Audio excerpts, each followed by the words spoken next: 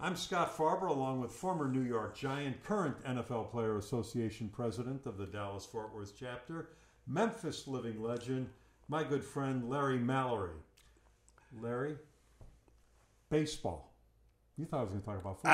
I did. I was ready too for football. Okay. Baseball, hockey, basketball, golf. Oh, wow. When a game is tied and it ends in baseball, they play the 10th inning. Correct. The whole 10th inning. And if it's still tied, they play the 11th inning. And it's still tied, they play the 12th inning. In hockey, they drop a puck and they play until somebody scores. But it's an even deal. They drop the puck and then they play. In basketball, you play 5 minutes. If it's tied after 5 minutes, you play another 5 minutes.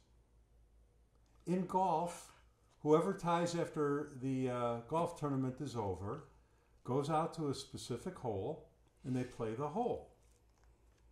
And at the end of that hole, if they're still tied, they play another hole. The Super Bowl last year in 2018 was won by the New England Patriots because they tied the game at the end of the game. And then they won a coin toss. So they got the ball first. They scored a touchdown. Atlanta never got a chance with the ball. Yesterday in the AFC Conference Final, 2019, the game was tied at the end, and New England won a coin toss. Now, I'm not picking on New England. I'm just going to ask you about the rules. Yeah. And New England went and scored a touchdown, and so Kansas City never got to touch the football.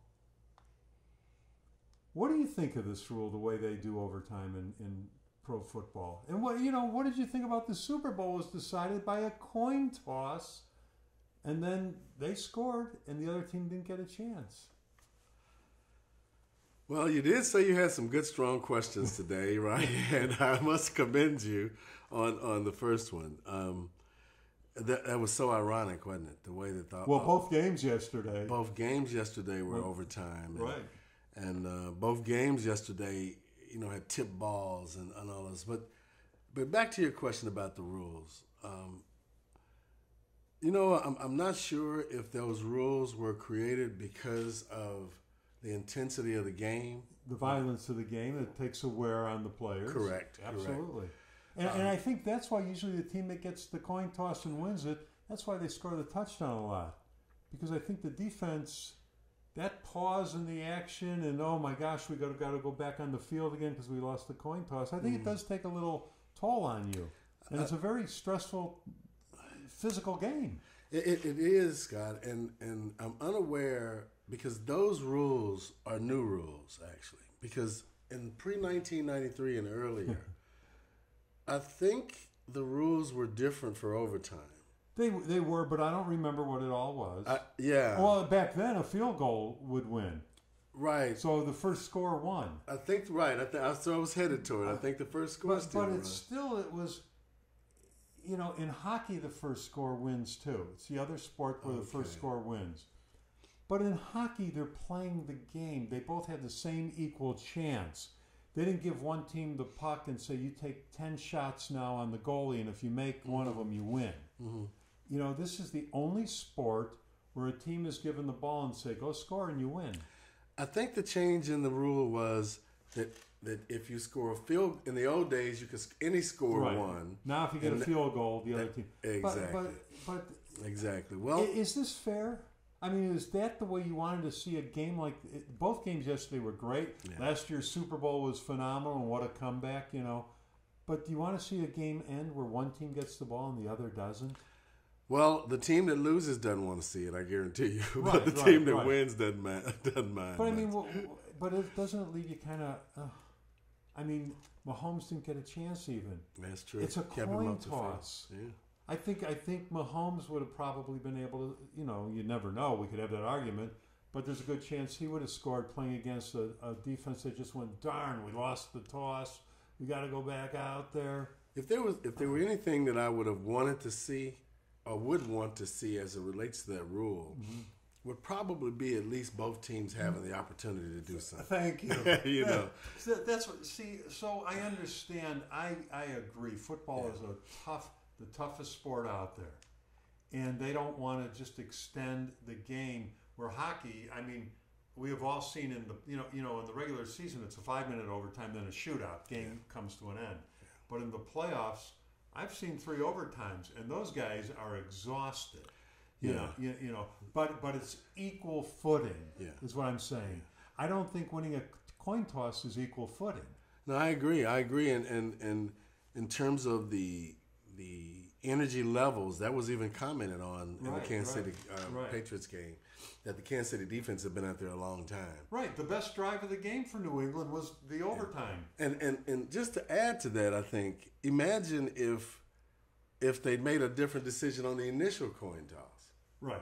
You know what I mean? Uh-oh, got to go. Okay.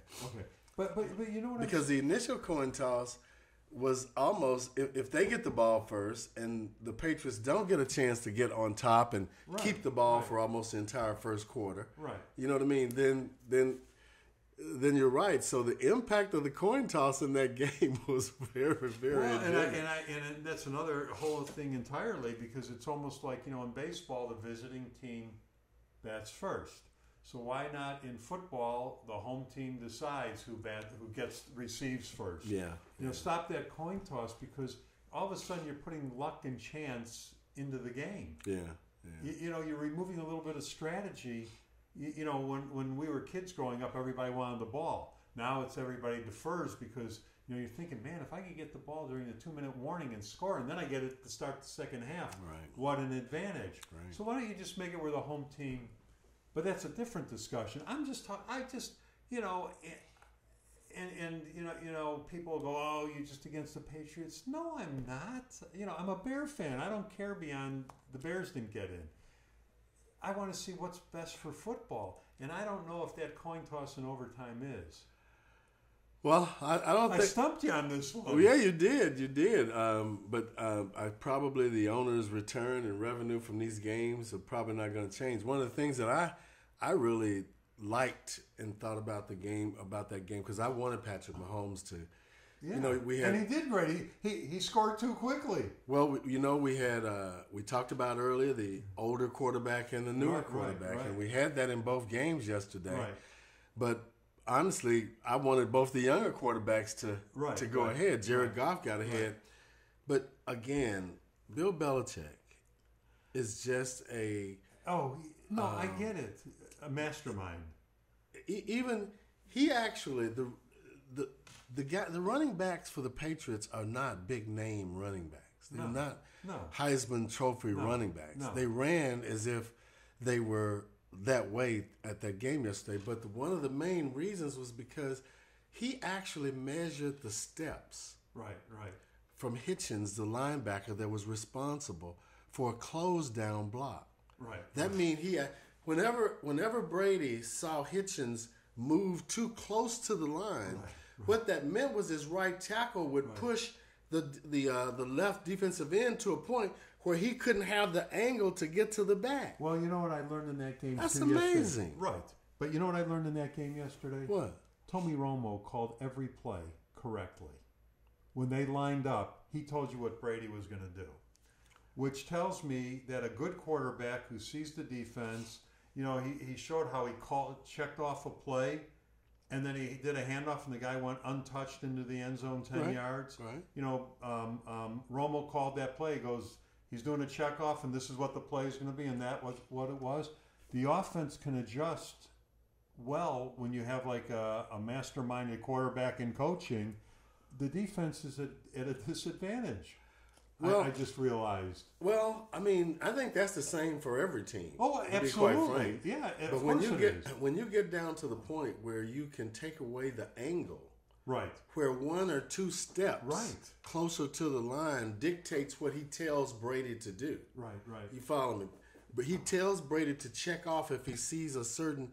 I mean, not only a position guy, but where you're standing as it relates to the right tackle, but that's powerful. But that's why they always seem to win, because they, I always call it the science of the game. Mm-hmm. Most people think it's a couple of big guys on the line pounding each other, and whoever wins the battle, the running back goes through. They don't realize there is a real science to this ball game. I agree. And see, and I'm more aware of it in baseball. Because, every pitch, depending on the pitch, the infielders adjust. That's true. Curveball's going to be hit here statistically. A fastball be hit here. Watch the third baseman where he stands. On the line, away from the line, in, out. The outfielders shift with every pitch. Right. That's a good point. There's a lot of science to pro sports. And in football, you don't realize it.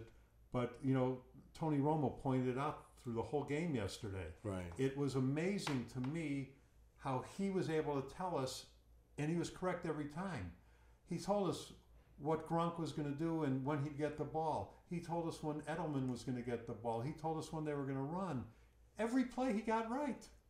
Right, but at the end of the day, see, he was very, very well aware, obviously, of some of the things. That's what I'm saying. Well, he's also a quarterback and a smart guy. That's what I'm saying. He was able to pick up the science of the game of what's happening based on what he saw on the field. See, a lot of scouting reports are going to say if I split Gronk out to the right, then this is going to do certain things to the defense. To me, that's standard. Right. When you start to understand the angle of a tackle by a linebacker on a running back that's 10 yards from you. Right. Okay. When you start to create a leverage for your line to where if you take one step left, knowing that this pattern is those things are not in every scouting report. Right.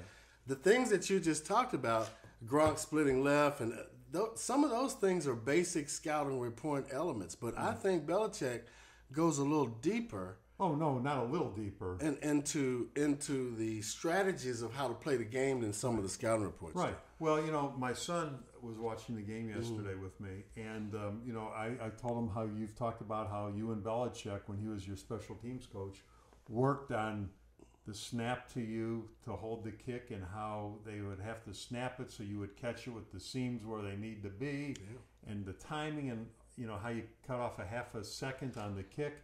So yesterday, when Jordan's watching those field goals, whenever New England was kicking a field goal or an extra point, he noticed how not once did the guy have to spin the ball. Yeah. He said, "Dad, look at that! He caught it and put it straight down. It was always ready." Yeah, and that's those true. I saw that too. That's the science of the game. It is that the average fan doesn't realize. That's and true. everything. Very so, true. But get back to my question: do we need to change the rule for overtime for a football game? College did, and everybody gets they move the ball to the 25, and then they each get a shot. I think every rule especially based upon the speed of the game and the new millennials, I think can be considered. I like the fact that there's a consideration of changing that rule. I think they're going to think that they've already changed it too, from where it was to where it is now. Sure, they did. I wish we had more information on how that rule was established. Because it's interesting, even from the kickoff standpoint, a lot of the rules in the NFL are established because of safety. Right. Oh, absolutely, you know that. Right, and because of the recognition, that the public has on safety. If you look at even kickoffs now, you can't start the kickoff before the ball is kicked. In our day, it was a little different. You get a running start. Yeah. So I'm sure that. Well, I'm not sure, but I would think that part of that, the basis of that rule right now has something relating to safety, maybe the period of time you play. I get it, but wouldn't you like to have seen Mahomes get one more chance? I like to see Mahomes win the game. Yeah, well, in fact, I thought that the spirit had come in for Mahomes because if you think about it, Edelman. They say that Edelman didn't touch that kickoff, okay? Right. That could have been the end of that game. Right. So then the ball comes back. Then Edelman, they say ball don't lie, right? Then Edelman pass is thrown to Edelman. He tips it. It goes to a interception. So I'm saying, okay, ball don't lie, right? Yeah, that's right. See, so there was cheaters proof. That's right. Liars lost. Yeah, it was back and forth, and I thought that Edelman, first I thought he lied about not touching the ball. Yeah. And then I said, okay, ball don't lie, so he comes back. So it was such a that game, man, was something. Here's the thing, though, and again, trying to mark it down, and I probably won't remember where these all exactly were. But the Saints, going to the other game for a minute, had two face masks and an obvious defensive holding that were not called. The Rams had a clear pass interference, no call. There was also a helmet-to-helmet on an interception I saw that was no call. Chiefs had a terrible call against them with roughing the passer. They said they hit Brady in the face, didn't touch him. They also lost 3 reviews. Edelman's punt, Edelman's pass catch. Yeah. And then here's another rule I can't stand because it tells me we don't frickin' know. Right. Call stands. Oh. It's confirmed, it's reversed, or the call stands. Why don't they just say call because we don't know what the hell it is. Right. You know what I mean? Yeah. So, what did you think about yesterday, the officiating? Because all of a sudden the officials became big parts of that game.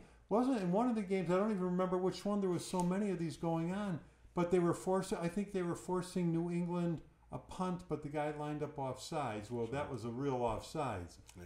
So, but what did you think of the officiating yesterday? There were some errors. I think that the conversations that you and I have had about officiating was right on point yesterday. We talked about the fact that the speed of the game is a little different than it was before now.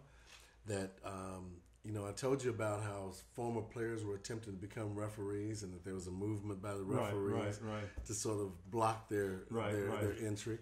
But I think it was really reflective yesterday of how fast the game is, the speed of the game now, and they're possibly not being able to keep up with how fast it goes. I think that's where we are. And that was a reflection because you're right, the referees and the coin toss decided the games. The refs are a part of the game, and we can't change that. But we challenge the pass touching the ground. We challenge the out-of-bounds mark. We challenge the first down mark. Why don't they give the coaches just one challenge a game on a call? How many do they have now? Well, they get 2 challenges, I think, and then if you miss one, you don't get another one. I don't know. It's not a lot. But I think it's very near where you are now. But how about add one more challenge, or add a challenge off to the side. You get to challenge one call a game if you want. Okay. And I'm talking about a penalty call, not the challenges that we have going, but a penalty call. So when they don't get the ball back because they said they hit Tom Brady in the face, they throw the challenge flag and they go, "We're picking up the flag. It wasn't a penalty." I mean, those have outcomes. Those penalties, some of them that weren't necessarily the best calls, had a lot to do in the game. It was the Saints game where I believe the Ram ran right into the Saint receiver. Yeah. How much more obvious of a pass interference was that? To me, that was one of the. So, what do you think about you're allowed to do a challenge on a penalty call during the game? Well, don't allow that. I'm not sure if we have the present challenge. You can't challenge a penalty. Really? Yeah, you can't challenge a penalty. I think you should be able to. You can only challenge a call on the field, but not a penalty call or lack of a penalty call. I'd have to research that. I'm really not familiar with that. It sounds. But I mean, I think if you New can't Orleans, challenge. I mean, everything that they call on the field is a penalty. So. No, it's not. It's an incomplete pass. Edelman, did the ball touch the ground and move? Did he have his hand under it? They challenge whether it's incomplete or not. They challenge where he stepped out of bounds. Right. They challenge if he got both feet in. But they can't challenge like that non-call on that pass interference when the Saints were going in to win the game and that call of not a pass interference. I'll have to do some research on that. I'm not familiar. I actually thought that anything that a referee called, there was a flag that was given to both the head coaches. Right. They get 2 challenges a game, but it's not on penalties or lack of penalties. Right, so I can't comment on it because I'm not aware of it. Okay, but let's just pretend that I'm right, that you can't call a penalty. Well, I'm not pretending that you're wrong. Yeah. Right. I'm saying I'm not aware of it. But don't you think a coach should be allowed to throw a flag and say, I'm challenging that non-call? I actually think that they can now. That's what I'm saying. I don't think that you're right, if that's what you want me to say. Yeah. However, I think that they can challenge now. Therefore, my perspective is that I can't. I got to research. I'm marking the score. While you research, I'm going to say Scott 1, Larry 0. Okay. That's good. That's good. So next time you research it. Yeah. And then if I'm correct, where I say you cannot challenge a penalty call. I think they should be allowed to. I do too.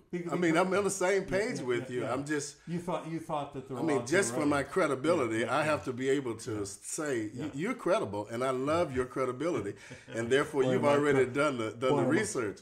But for me on air to say that I comment on that, I have to see. But I agree with you. I think that they should be able to do it, and I'm amazed, honestly, that I wasn't aware that they couldn't do it. Well, yesterday when they called that penalty for a hand to the face on Brady, right? If the coach could have thrown a challenge flag, that's one he would have thrown a challenge flag on.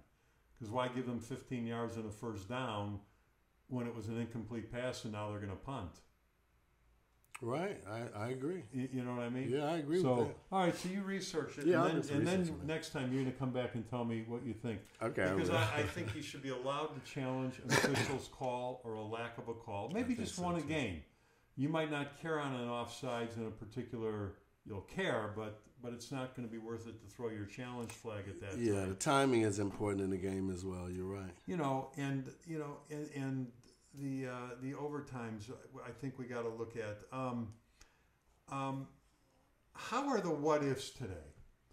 As a Bear fan, I sat there and go, if we didn't hit an upright, and every kick yesterday, extra point and field goal in both games was good. Yeah. From long distances and short distances, there wasn't a missed kick. Right. So as a Bear fan, the what if is if he didn't kick the upright, I think the Bears could have beat either the Rams or the Saints based on what I was seeing yesterday with that Bear defense, better than both of those defenses. How many what-ifs are going around today through the NFL with various teams? Or did they just forget it and go on? Or is it gnawing away at their gut? I think that the teams that didn't make the playoff might have some degree of gnawing away at the gut. Right. I think that... I think it's very predictable that, of your perspective of the Bears how they can go. All teams, I think, in the playoffs that lost in the first round or something are going, oh my gosh, if we would have done this, we certainly would have beat this next team because look at them. I agree. Everyone thinks that, that but it's not about what you think, it's about what you do. Right. You had the opportunity to do that and you didn't do it. Right. So at the end of the day, you're not going to let that eat at you, especially because of the type of checks that they get nowadays. But fans let it eat at them. And that's why you're a fan. Yeah. That's right. That's right. And that's what we want. We want that type of loyalty. We want that type of concern. We like that type of conversation after the games are over. Right. But the players, I think the players are probably, they've just finished working.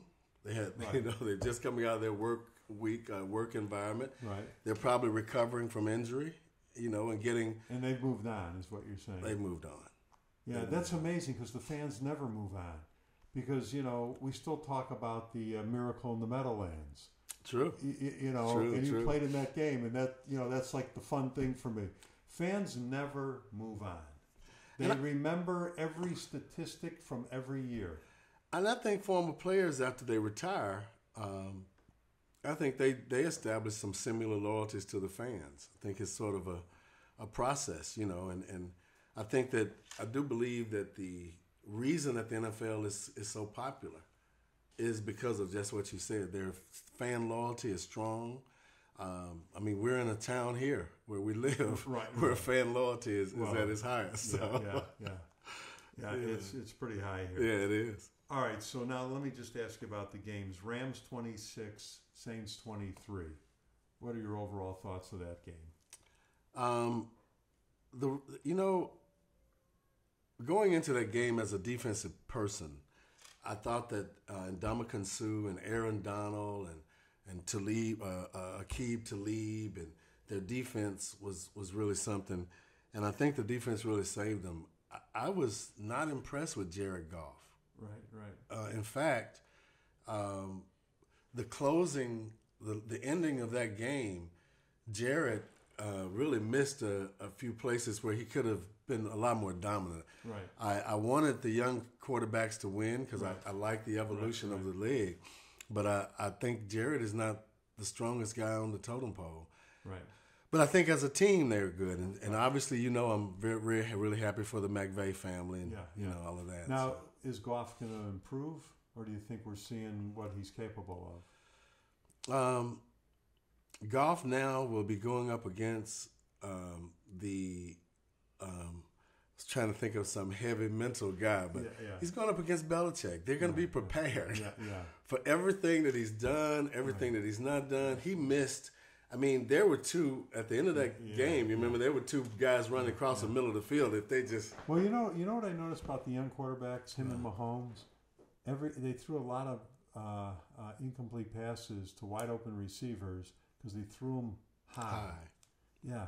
Is there a reason for that? Is that just the adrenaline pumping? I think you hit the nail on the head, Scott. I think it's the adrenaline pumping. In fact, in an earlier playoff game, Mahomes' first couple of passes were high. Yeah. He missed a few, and Goff missed more than a few. Yeah. So, there is a degree of excitement when you're a young rookie quarterback going into the playoffs. You got two checks coming. Two really nice checks coming. So. Well, the one thing that again I have to go back to New England and everything, and it sits in my head what you always say, you play all 60 minutes. Yeah. They play all 60 minutes. Edelman had a couple of terrible series, we talked about a little bit, and gave up that interception right through his hands. But yet they come right back to him, and he helps win that game. But then in the Ram running back, Gurley sat on the bench most of the game because he started out poorly. He did, and it seems though that they showed that injury a little bit, but that C.J. Anderson, he was a good. He was a good acquisition, I think. It gives us hope for all of us fat, out of shape guys. It does, because he is a big guy. Yeah. I didn't realize, he talked about his weight, but he was saying that his wife was having a child, I think. Yeah. And that he kind of got big with her. Got a little nervous. I got a little nervous. That's scarier than playing football. It is. It is. But I have a statement. I do believe, you made a statement earlier.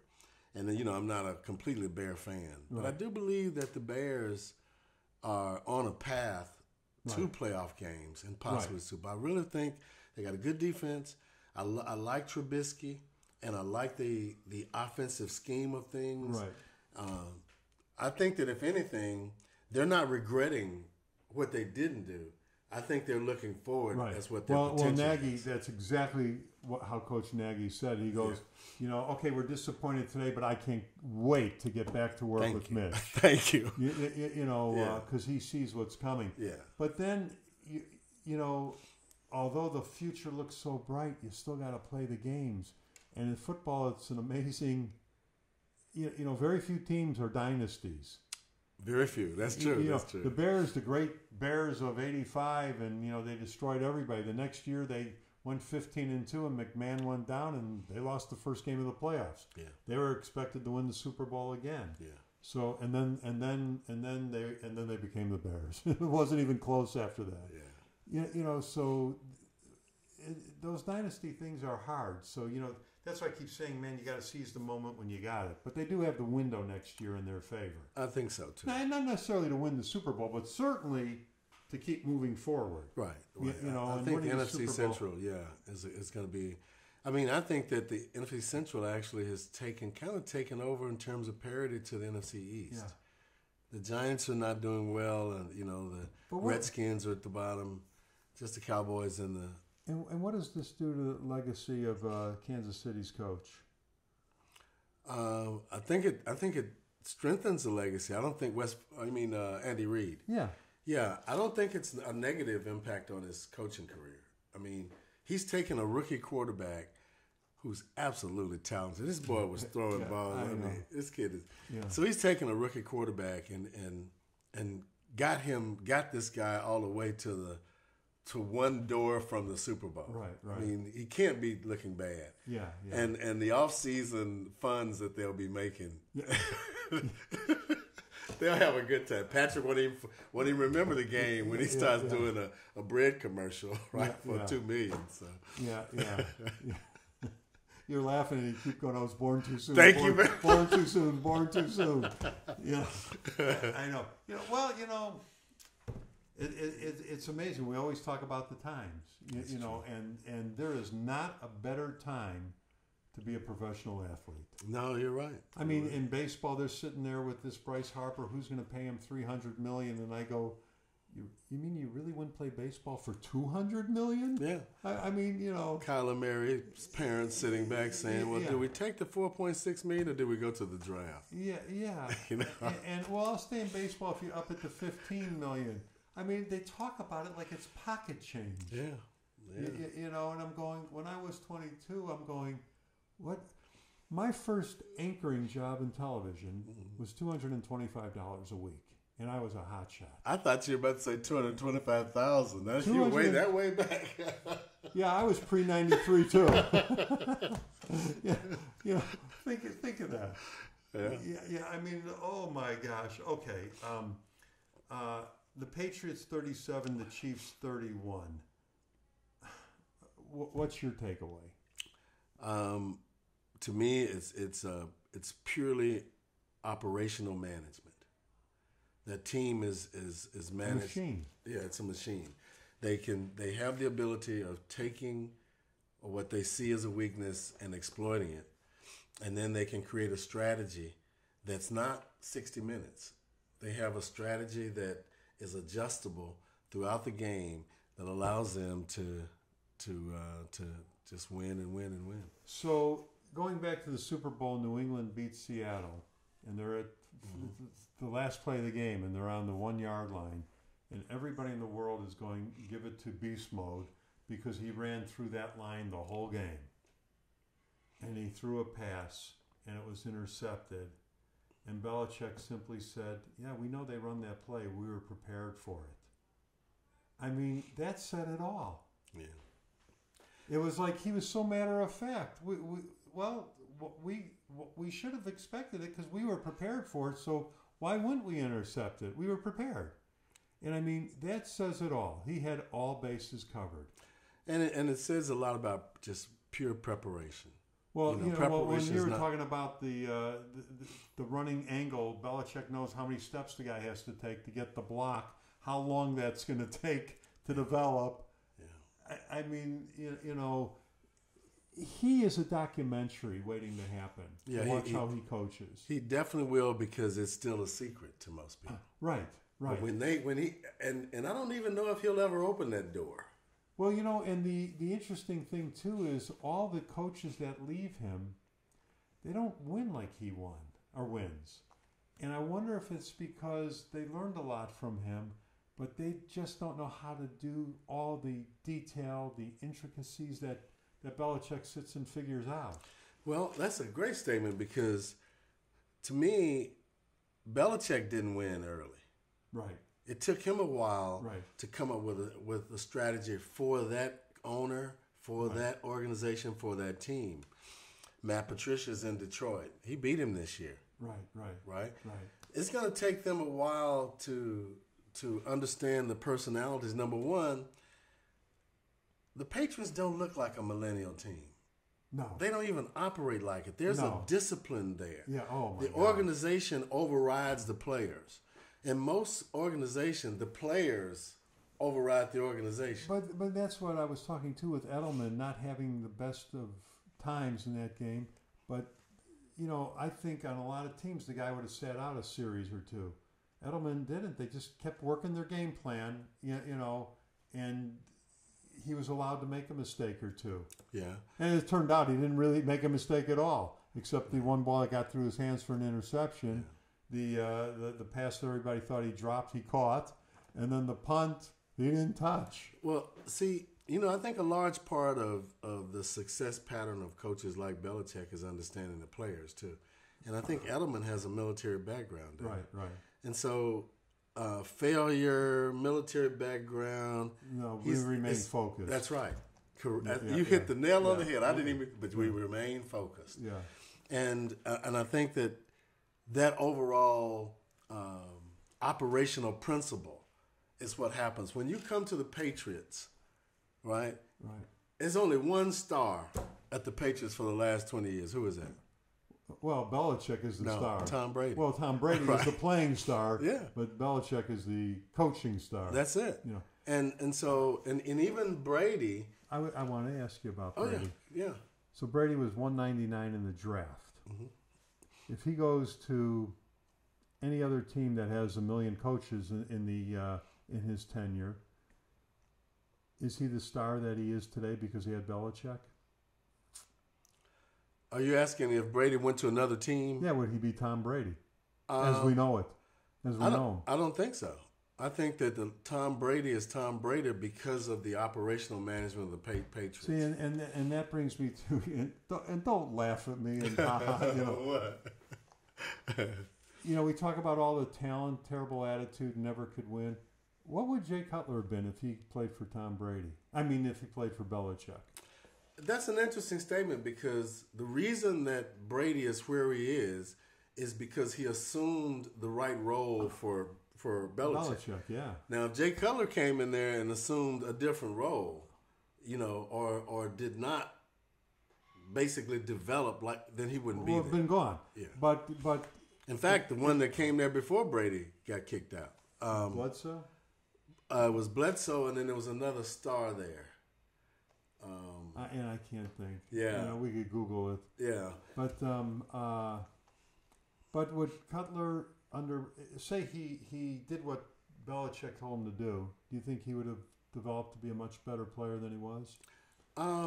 See, again, I think Belichick analyzes the personality. See, before they even come in. Right, there's a lot of rumors about Jay Cutler and his yeah. ability to be a leader, yeah, and his style of being a leader. But could that have been changed or fixed, or is that the way? Well, it hasn't been fixed so far. Yeah. You follow me? I don't know if Belichick is the difference maker in that regard. Yeah. But he has to. You have to come to him with something. Right. And Jay Cutler is, to me, and I don't know him that well or whatever, but it seems as though he never got a hold of the leadership of the Bears. That he needed to be. That he needed to. Yeah. He never, his life pattern was not such where guys respect. So it's some things. He wasn't one of the guys. Yeah. That's a good point. That's why it wasn't one of the guys. Yeah. And sometimes, Scott, your lifestyle also gives a coach the ability to make you who you are. I mean, Tom doesn't need money. His wife is successful. He's successful. He tends to be a good leader. He doesn't obviously look down on people. He interacts with people that are not making. So a lot of those kinds of things, I think, come into play as a quarterback. How is it going to be for Tom Brady to hang it up? Well, it's going to be easy, but financially, it'll be easy, and he'll be sought after to do a million things. Right. But how is he going to? What's it going to be like when he doesn't have to get up and read a game plan and go have meetings and absolutely easy? He's gonna. It will be. Yeah. He can either be a politician these days because we got so many different kind of people running for office. Sure. He can go back into football. He can go anywhere he wants to because of the leadership that he's exemplified. Right. He has a public image that's positive, and he's a winner. But he will be happy doing that, is what I'm saying. Cause it's right, but like that's up so to hard. him. That's not up to us. Yeah. At the end of the day, I don't know. You might have made only 225 on your first one, but I'm sure you made millions afterwards. Okay. So from Tom's standpoint, money, he lives in a capitalistic society, so money is not an issue. He can do anything he wants to. Yeah, forever. Yeah. And his kids will be able to too. I don't think Tom will be able to go through it all. Oh yeah. All right, well let's look ahead. We both picked the Rams and we both picked the Chiefs. Yeah. Patriots and the Rams. Now, again, you got the young and the old, and you said the young and this one still has a few lessons to learn. Goff wasn't at his best, you didn't think. Where do you see this game headed? I see the Patriots winning. I think that You're trying to say a blowout in a nice way. Yeah, I am. You hit the nail on the head. Yeah. Jared... to me, if he missed what he missed and still won, those kinds of opportunities won't be in the Super Bowl. Yeah. I think that his defense has to step up, and I think that They're pretty good, that defense. Man, Aaron Donald, they are pretty good. Yeah. But the first half, I didn't know where they were. Right. If you remember, they weren't the same defense. After halftime, looks like they stepped up and things were a little. Is that because professional guys could still have nerves? In terms of their first half and second half performance? Well, you go out there at the beginning, you're a little tentative, a little scared, and then all of a sudden you wake up and you start getting into the flow of the game and you start playing. Oh, yeah. Well, I think that comes to play, because I think that I don't think it's endemic on the talent. Right. Because I got 16 games under my belt regular season. I got all these college games where there's been more people in some of the college stadiums than the pro stadiums. Right. I got my playoff games. Now I got my checks. My family's happy. Yeah. I think that all has a severe impact on guys. Yeah. As well. Yeah. Okay. So you think the Patriots are going to win easily? I do. I think they'll read Jared Goff like a school book. And who do you want to win? I'm just curious who you're going to be rooting for. I would root for the Rams because you want to see that changeover. Well, I like to see. Honestly, I like to see Sean McVay. Last night I saw him have more emotion. Yeah. Did you see how excited he was? So imagine what the family is going through at the house. Yeah. I would love to see, Sean and his father and his grandfather experience and have a Super Bowl. I think that's just wonderful. I think they're going against a big challenge, though. Yeah. And I don't know if they can make that or not. Okay, wait, we're taking one quick pause here, Adam. I'm sorry because my phone started to do something. Okay. Do you agree? Who do you have? Well, I'm pulling for the Rams because I want to see the young guys. But I obviously, I'm not going to be surprised if Brady wins. And I would be very happy for him. There's a lot of people that are against Brady and Belichick, and maybe it's because they've won too many times. But I don't look at it like that. You only win because you deserve it. And you're putting in the time and the work. Brady isn't going to win this next Super Bowl because he showed up. If they win it, he's going to win it because they're back at work now today. Yeah. We celebrated, and Belichick doesn't have a smile on his face today. He's in a film room, barking whatever he barks in those film rooms. So, and to add to that, when the divisional playoffs started with 8 teams, he started to build dossiers on all 8 teams, on all 7 teams. Oh my gosh. Yeah. And I think he's already decided where he thinks the weakness is on those 8 teams. He might not have put together the strategy yet for them, only the ones that he's played, but I think he has the weakness categories already identified. Yeah. This is where they're weak, this is where they're weak, this is where I'm strong. What about that time when they said that they caught New England filming practices or of other teams? What was that about? I didn't really follow that. Did they really do that? Well, I think they probably did do it, and because there was also one about the ball, taking the pressure out of the ball. Right. Again, though, are they just stretching the rules? Is that it, or does everybody do this stuff? And I mean, why do you have to film the other team? You at the game. I mean, you see it. I don't get it. Why they don't steal signs all the time?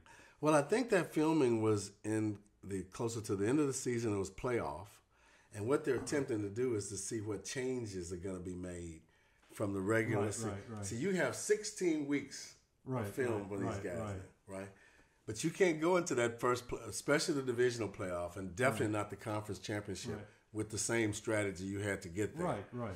And in fact, there's a kind of a saying that the strategies sort of almost get mobile because you have one for the first half and you now have one for the second half.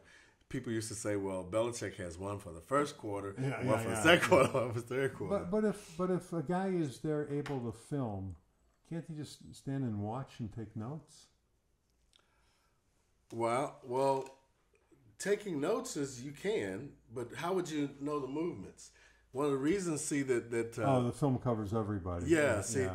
You can line up 4 defensive linemen, Right. But if you run 10 practice plays and 8 of those practice plays are techniques that give you crossing for pass rushing, or a bump, step, and grind.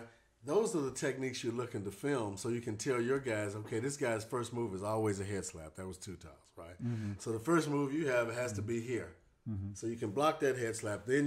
So that's how, just like you said earlier, that's how intricate the game is getting now, to where you can see the adjustments that are being made.